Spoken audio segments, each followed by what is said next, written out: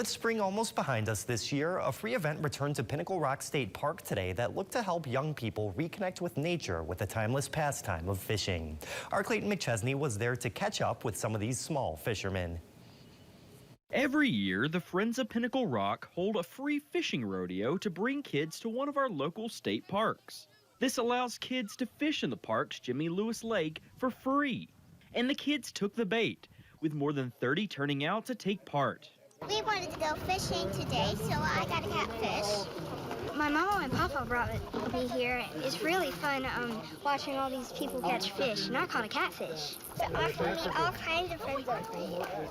But the fish weren't the only prizes to be won here, with free tents, kayaks, and fishing gear given out to kids in a raffle drawing.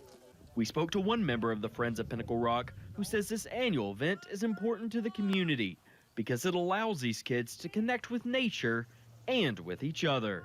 In this age of cell phones and what have you, and people are always just sort of into that, this brings people outside, and the kids they share their bait and they learn about getting along with other kids and sharing and that sort of thing, and it just brings people out for a good time outdoors, which is what we all need more of.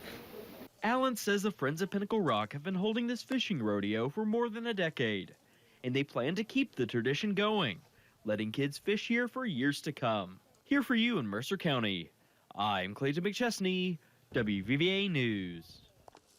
Thank you, Clayton. Ellen says this event is just one of many ways the Friends of Pinnacle Rock help the local state park, helping ensure future generations can enjoy the natural beauty that our area offers.